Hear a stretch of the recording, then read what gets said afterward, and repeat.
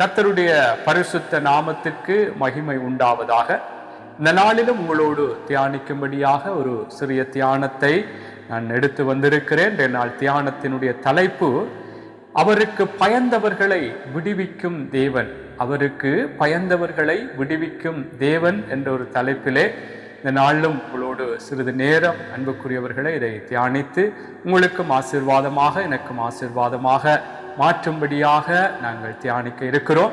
அன்புக்குரியவர்களே, இங்கே வேதம் சொல்லுகிறது, தேவனுக்கு நாங்கள் பயப்படும் பொழுது கர்த்தர் எங்களுடைய வாழ்க்கைகளிலே அவர் பலவிதமான ஆசீர்வாதங்களை தருகிற தேவன் என்பதை வேதத்திலே நாங்கள் பார்க்கிறோம்.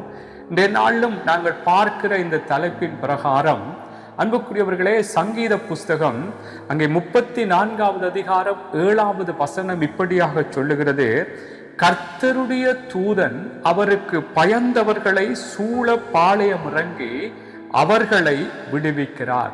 ஆகவே அன்பானவர்களே, இங்கே சொல்லப்பட்டது போல அவருக்கு பயந்தவர்களை சூழ பாளையம் இறங்கி அவர்களை விடுவிக்கிறார். அன்பானவர்களே, கர்த்தருக்கு நாங்கள் பயப்படும் பொழுது, இன்றைக்கு மனுஷர்களுக்கு எப்படி எந்த நிலைகள் எல்லாம் நாங்கள் இன்றைக்கு பயப்படும்படியாக அந்த காரியங்கள்ல எங்களை ஒப்பு கொடுத்திருக்கிறோம் என்பதை நாங்கள் எல்லாருமே அறிவோம். அநேகர் வீட்டிலே கணவன் மனைவிக்கு பயப்படுவதும் மனைவி கணவனுக்கு பயப்படுவதும், இப்படி பல வேலை ஸ்தலங்களோ பெரியவர்கள் இப்படியாக அதிகாரிகள் என்று எல்லாரும் ஏதோ ஒரு விதத்திலே மனுஷர்களுக்கு பயப்பட்டு கொண்டிருக்கிறதை நாங்கள் பார்க்கிறோம். ஏனென்றால் ஏதாவது அவர்களிடத்திலிருந்து ஒரு நன்மையான காரியம் அல்லது ஏதோ ஒரு நல்ல விடயங்களை எதிர்பார்த்தவர்களாக அல்லது ஒரு நல்ல ஒரு ஆசீர்வாதமாக இந்த பூமிக்குரிய பிரகாரமான நிலைகள் எட்ட வேண்டும் என்பதற்காக அப்படி ஒரு பயங்களை மனுஷர்கள் மத்தியிலே வெளிப்படுத்துவதை நாங்கள் பார்க்கிறோம். ஆனால் எல்லாவற்றுக்கும் மேலாக அன்புக்குரியவர்களே, வேதம் சொல்லுகிறது, மனுஷருக்கு பயப்படுவது கண்ணியை வருவிக்கும் என்று வேதம் சொல்லுகிறது. ஆனால் தேவனுக்கு பயப்படு, அதுக்காக நான் மனுஷர்களுக்கு பயப்படக்கூடாது, அவர்களுக்கு ஒரு மரியாதையாக கனமாக அவர்கள் சொல்வதை கேட்கக்கூடாது என்று நான் சொல்லவில்லை. ஆனால் எப்படி நாங்கள் பயப்படுகிறோம் என்பது மனுஷர்கள் மத்தியிலே இருக்கிற விடயம் இருக்கிறது. ஆனால் கர்த்தருக்குள்ளே அன்புக்குரியவர்களே, நாங்கள் கர்த்தருக்கு பயப்படுகிற பயம் எங்கள் ஒவ்வொருவருக்குள்ளும் இருக்குமா இருந்தால், கர்த்தர் எங்களுக்காக அவர் எங்களுடைய காரியங்களிலே வெற்றிகளை தரும்படியாய் அல்லது எங்களுக்கு எதிராய் வருகிற சூழ்நிலைகள் எல்லாம் எங்களை தப்பித்து கொள்ளும்படியாக அவருடைய தூதனுக்கு அங்கே அவருடைய தூதர்களுக்கு கட்டளையிட்டு அங்கே சொல்லப்பட்டது போல கர்த்தருடைய தூதன் அவருக்கு பயந்தவர்களை சூழ பாளையம் இறங்கி அவர்களை விடுவிப்பாராம். ஆமென். அவை கர்த்தருக்கு பயப்படுகிற பயம் எனக்கும் உங்களுக்குள்ளும் இருக்க வேண்டும். கர்த்தருக்கு பயப்படுகிற பயம் என்றா என்ன அன்புக்குரியவர்களே? இங்கே நீதிமொழிகள் 8:13 சொல்லுகிறது, தீமையை வெறுப்பதே கர்த்தருக்கு பயப்படும் பயம். இப்ப தீமையை வெறுப்பது, தீமை என்று சொன்னால் கர்த்தருக்கு பிரியமில்லாத, கர்த்தருடைய வார்த்தைகளுக்கு முரணான எல்லா பாவமான காரியம், அருவருப்பான காரியம், அசுத்தமான காரியங்கள், தேவனுடைய வார்த்தைக்கு முரணாக பேசுகிற வார்த்தைகள், நடக்கிற நடைகள், பார்க்கிற பார்வைகள், நினைவுகள், இவைகள் எல்லாம் தீமை. அப்ப கர்த்தருக்கு பயப்படுகிற பயம் என்று சொன்னால் இந்த தீமைகளை வெறுக்க வேண்டும், இவைகளை விட்டு விலக நடக்கிறவர்களாக இருக்க வேண்டும். ஆகவேதான் அன்பானவர்களே, நாங்கள் கர்த்தருக்கு பயப்படுகிற பயம் எங்களுக்குள்ளே இருக்குமா இருந்தால் தெய்வம் நிச்சயமாய் எங்களுக்காக அவருடைய தூதனை அனுப்பி எங்களை ரட்சிக்கிறவர், எங்களை விடுவிக்கிறவர், எங்களுடைய வாழ்க்கைகளிலே ஆசீர்வாதங்களை தருகிற தேவனாய் இருப்பார். ஆமென்.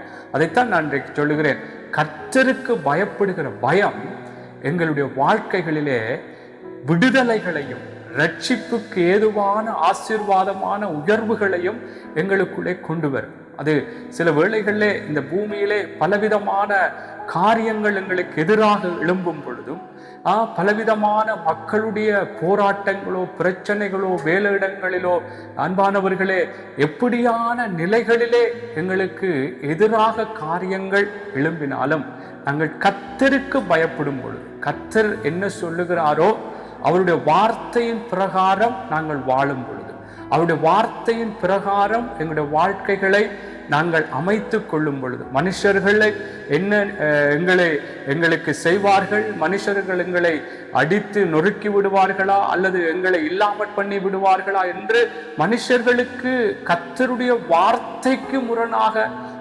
கர்த்தரை விட்டு மனுஷர்களுக்கு பயப்படாமல் கர்த்தருக்கு எது பிரியமோ அது மனுஷன் சில வேளைகள் எங்களை அடிக்கவோ அல்லது நொறுக்கவோ அல்லது ஏதாவது எதிரான காரியங்கள் செய்யும்படியாக அவனுடைய விடயங்கள் இருந்தால் கூட கர்த்தருடைய வார்த்தை இப்படித்தான் என்று சொன்னால் அப்படியே நாங்கள் வாழ்வதுதான் அன்புக்குரியவர்களே கர்த்தருக்கு பயப்படுகிற பயம். அதைத்தான் நாங்கள் வாசித்தோம். தீமையை வெறுப்பவர். தீமையை வெறுப்பதென்றால் தேவனுக்கு பிரியமில்லாத காரியங்கள் எல்லாம் தீமைதான், பாவமான காரியங்கள் தீமைதான்.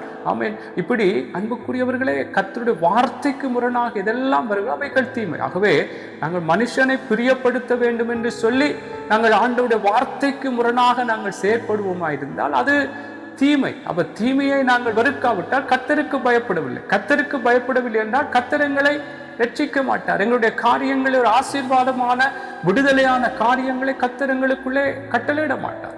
ஆகவேதான் சொல்லுகிற அன்பானவர்களே, அது மனுஷன் எங்களுக்கு எந்த விதத்திலும் எழும்பினாலும் எங்களை அழிக்க போகிறோம், இல்லாமல் பண்ண போகிறோம், எங்களுடைய ஆசீர்வாதங்களை கெடுக்க போகிறோம் என்று எழும்பினால் கூட நாங்கள் தேவனுக்கு பயந்து தேவனை சார்ந்து தேவன் எங்களை கைவிட மாட்டார், தேவன் எங்களுக்காக அவர் யுத்தம் செய்கிறவர், தேவனுடைய வார்த்தை இப்படித்தான், நான் எந்த தீமையான அசுத்தமான பாவமான காரியங்களுக்குள்ளே நான் கீழ்ப்படிய மாட்டேன், உட்பட மாட்டேன் என்று அப்படி நாங்கள் வாழும் பொழுது அன்பானவர்களே கர்த்தர் எங்களை அவருடைய தூதனுக்கு கட்டளையிட்டு அந்த தூதன் அங்கே இதில் சொல்லப்படும் கர்த்தருடைய தூதன் அவருக்கு பயந்தவர்களை சூழப்பாளையம் இறங்கி அவர்களை விடுவிக்கிறார். அல்லது எங்களை விடுவிப்பார். அன்புக்குரிய நீங்கள் இதை குறித்து நீங்கள் பயப்பட தேவையில்லை.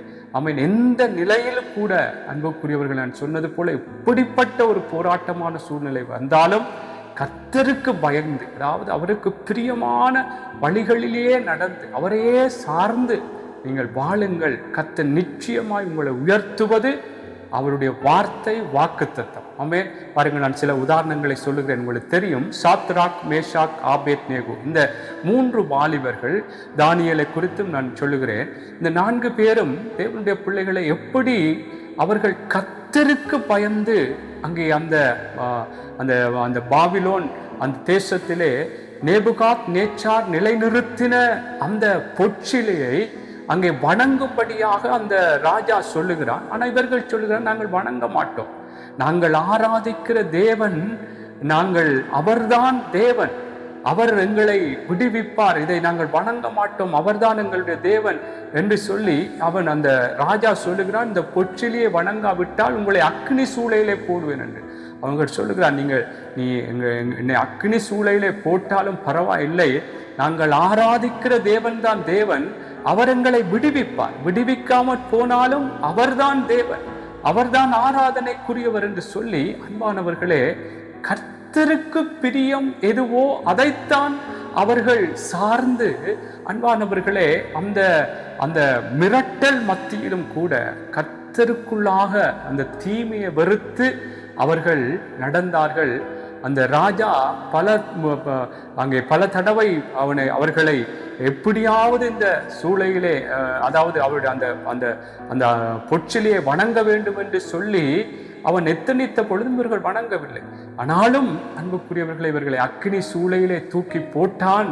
ஆனால் கர்த்தர் அங்கே அவருடைய தூதனை அனுப்பி அன்புக்குரியவர்களே இங்கே வேதம் சொல்லுகிறது, கர்த்தர் அங்கே 4வது நபராக அவர்களோடு உலாவினார் என்று சொல்லி வேதத்திலே நாங்கள் பார்க்கிறோம். ஆகவே அன்பானவர்களே கர்த்தர் அவருடைய தூதனை அனுப்பியும் எங்களை காப்பார். அவரும் ஆமென் எங்களுக்காக அவர் எழுந்தருளுகிற தேவன். அல்லேலூயா. இந்த சாத்ராக், மேஷாக், ஆபேத்நேகோவை பார்க்கும் பொழுது 4வது நபராக அவரே வெளிப்பட்டார் என்று அந்த அக்கினி சூளையிலே போடப்பட்ட பொழுதிலும் அவர்களை எந்த விதத்திலும் அந்த அக்கினி அங்கே எந்த விதத்திலும் தாக்கவில்லை, அவர்களை மேற்கொள்ளவில்லை என்று சொல்லப்படும். ஆகவேதான் சொல்கிறேன், கர்த்தருக்கு பயந்தவர்களை அவர் ரட்சிக்கிறவர். ஆமென்.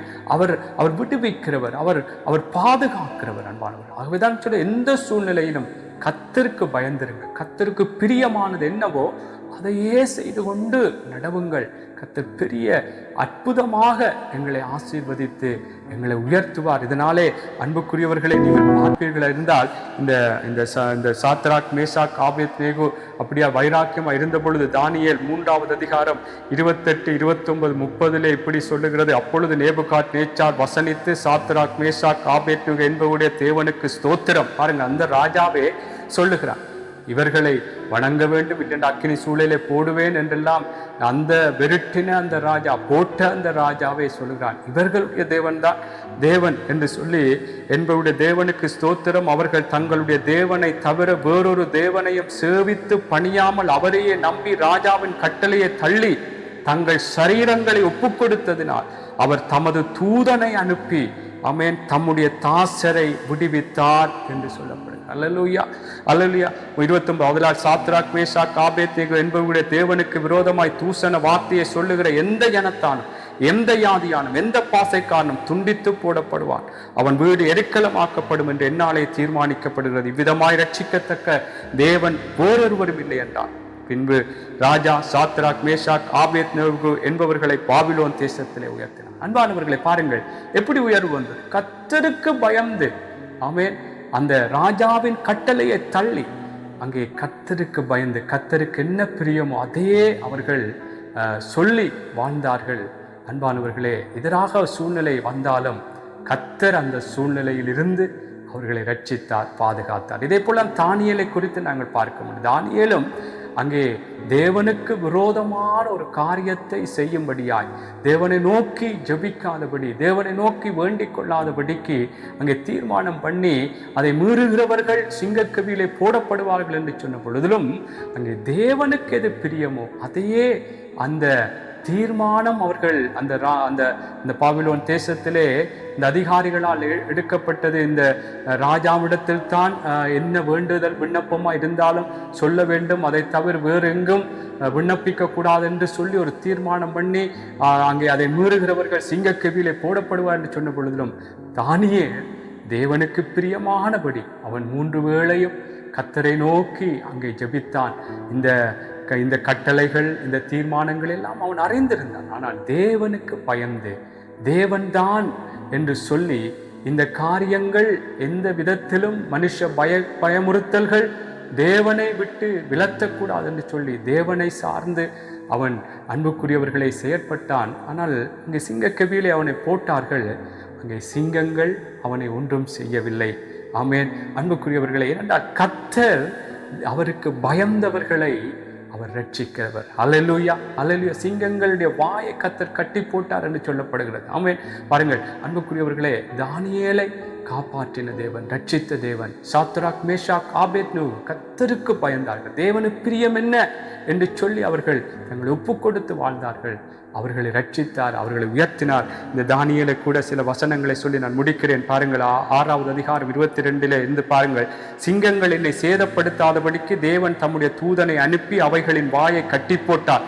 அது ஏனென்றால் அவருக்கு முன்பாக நான் குற்றமற்றவனாய் காணப்பட்டேன். ராஜாவாகி உமக்கு முன்பாகவும் நான் நீதிகேடு செய்ததில்லை. 2 காரியம் சொல்லுகிறார். நான் உமக்கு முன்பாக, அதென்றால் அவருக்கு முன்பு தேவனுக்கு முன்பாக குற்றமற்றவனாக காணப்பட்டேன். ராஜாவாகி உமக்கு முன்பாகவும் நான் நீதிகேடு செய்ததில்லை. அப்பொழுது ராஜா தன்னை மிகவும் சந்தோஷப்பட்டு தானியேலை கெபியிலிருந்து தூக்கிவிடச் சொன்னான். அப்படியே தானியேல் கெபியிலிருந்து தூக்கிவிடப்பட்டான். அவன் தன் தேவன் பேரில் விசுவாசித்திருந்தபடியால் அவனில் ஒரு சேதமும் காணப்படவில்லை. தானியேலை சிங்கங்களின் கைக்கு தப்பிவித்த அவரே 27வது வசனத்திலே சொல்லுகிறார்.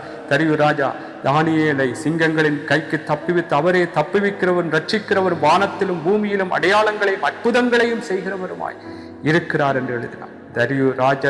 தரியுவின் ராஜ்ய பார காலத்திலும் பெர்சியனாகிய கோரசுடைய ராஜ்ய பார காலத்திலும் தானியேலின் காரியம் ஜெயமாய். பாருங்கள் எப்படி அன்புக்குரியவர்களை, கர்த்தருக்கு பயந்து இந்த 4 பேரும் தங்களை ஒப்பு கொடுத்தார்கள். எதிரான சூழ்நிலைகள், பயமுறுத்தல்கள், பல தேவனை விட்டு விலகி போவதற்கு ஏதுவான ஒரு காரியங்கள் வந்த பொழுதிலும் கர்த்தருக்கு எது பிரியம், கர்த்தருடைய விருப்பம் என்ன, அதைத்தான் சார்ந்து கர்த்தருக்கு பயந்து அப்படியாக வாழ்ந்தார்கள். கர்த்தருடைய பிள்ளைகளே, அவர்களை கர்த்தர் பாதுகாத்தார், ரட்சித்தார், உயர்த்தினார். அன்புக்குரியவர்களே, அங்கே எதிராய் எழும்பினவர்களும் எதிராய் எழும்பினவர்களும் கர்த்தரை அறிந்து கொள்ளத்தக்கதாய் இவர்களுடைய தேவன் தான் தேவன் என்று அந்த ராஜாவும் சொல்லி பிரகடனப்படுத்தத்தக்கதாய் கர்த்தர் கிருபை செய்தார். ஆகவே அன்பானவர்களே, நான் சொல்லுகிறேன், கர்த்தருக்கு பயந்து எப்பொழுதும் இருங்கள். மனுஷன் என்னை நெருக்கிக் கொண்டிருக்கிறானே, எதிரான பல காரியங்கள் என்னை நெருக்குகிறதே என்று சொல்லி நான் தேவனுக்கு பயப்படாமல் தீமையான காரியம், தேவனுக்கு பிரியமில்லாத வழிகளுக்குள்ளே போகாமல் கர்த்தருக்குள்ளே நாங்கள் எங்களை ஒப்பு கொடுப்போம். எங்களுடைய உயிர் போகிற அளவு கூட சில வேளைகளில் பிரச்சனைகள், நெருக்கங்கள் எங்களை நெருக்கினாலும் கர்த்தருக்கு பயந்து கர்த்தருக்கு பிரியமானதை செய்வோம். கர்த்தர் நிச்சயமாய் பெரிய ஒரு மகிமையாக எங்களை உயர்த்துவார். இந்த சாத்ராக், மேஷாக், ஆபேத்நேகோவை உயர்த்தின தேவன், தானியேலை உயர்த்தின தேவன் எங்களை உயர்த்துவார். அன்பானவர்களே, அவை கர்த்தருக்கு பயப்படும் பொழுது கர்த்தர் எங்களை ரட்சிப்பார். சில இந்த நெருக்கங்கள் தான் வரும் என்று சொல்லவில்லை, ஆனால் ஒவ்வொரு சின்ன சின்ன காரியங்களிலும் நாங்கள் ருசிக்க முடியும் கர்த்தர் நல்லவர் என்பது. ஆமென். அவை கர்த்தருக்கு பயப்படுங்கள்.